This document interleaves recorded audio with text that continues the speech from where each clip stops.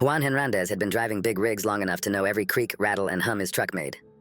He was used to the long stretches of highway, the solitude, and the occasional weird feeling that came with hauling loads across the country. He was halfway through a long haul from Dallas to Chicago when the smell hit him. At first it was faint, barely noticeable over the stale scent of coffee and the road, but as he pulled into a rest stop somewhere in Missouri, the foul odor grew stronger, like something rotting. Juan parked the rig and climbed out of the cab, stretching his legs and rubbing his eyes. He took a deep breath of the night air, trying to clear his head, but that smell lingered. Something was off. His truck didn't usually smell like that.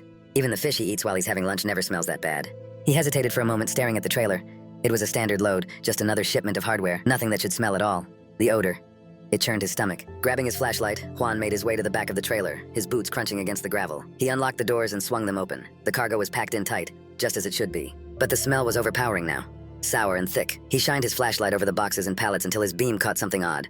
A large dark tarp bundled near the back corner, where it shouldn't be. Juan's heart started racing. He stepped closer, his pulse thudding in his ears as he reached out and pulled the tarp back. A body, pale, lifeless, and contorted in a way that made Juan's blood run cold. Whoever it was had been dead for a while, and now they were rotting in the back of his trailer. Juan stumbled back, his heart hammering in his chest. Who was this? He stopped at a few locations to pick up loads, so he had no idea who loaded the body on the trailer. As Juan just sits there shaking and trembling, he notices a blinking light wrapped around the man's head. He slowly gets closer to get a better look. As he approaches the lifeless body, he realizes the blinking light is a camera. Juan rushes to get his phone out of his pockets to call the police, but before he can dial 911, his phone rings. Unknown number. For a second, Juan thought about ignoring it, but something in his gut told him to answer the call. He brought the phone to his ear, his voice barely above a whisper. Hello? There was a pause on the other end. Then a low, calm voice spoke. Don't do anything stupid. Juan, Juan froze, even more scared than he was before. you're going to finish your route.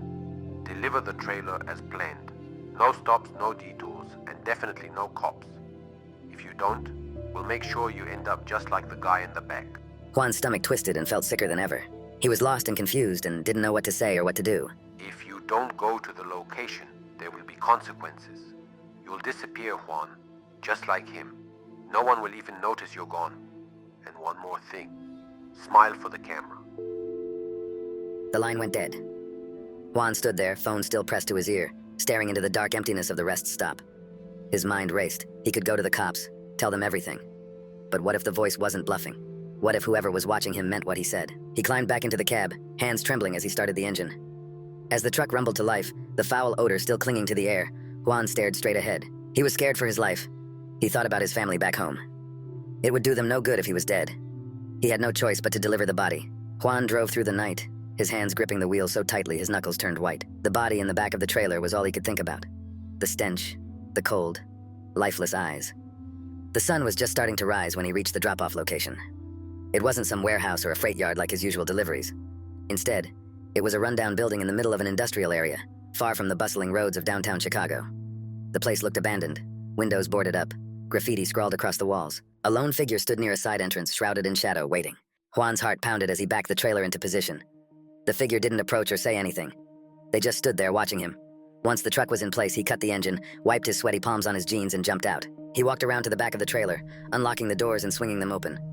The smell hit him again, but he fought the urge to gag.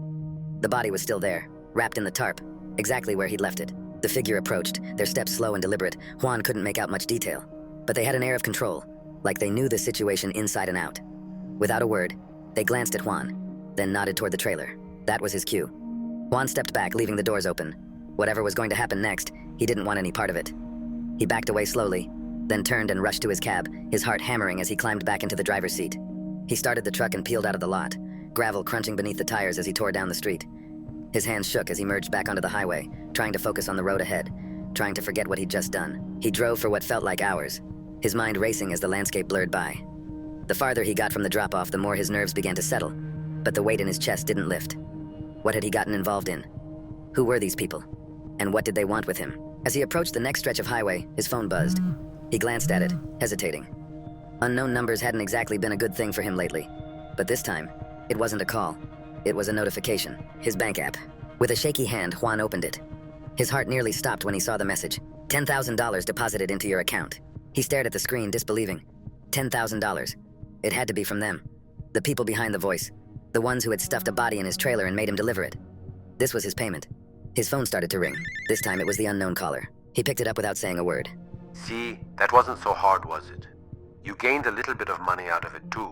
Juan continued to listen to the man while sweat began to run down his forehead. You're a smart man, Juan.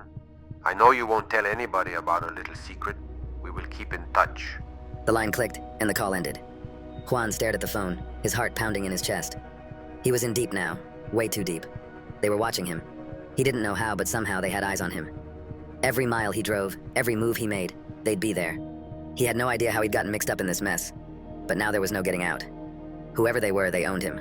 The $10,000 in his account felt like chains, tying him to them, making sure he'd always be available. As the road stretched out before him, endless and lonely, Juan knew one thing for certain. His life would never be the same again. He wasn't just a trucker anymore. He was their tool, and there was no telling when, or if, he'd ever be free. The next job was coming. It was only a matter of time. And when it did, he'd have no choice but to answer the call.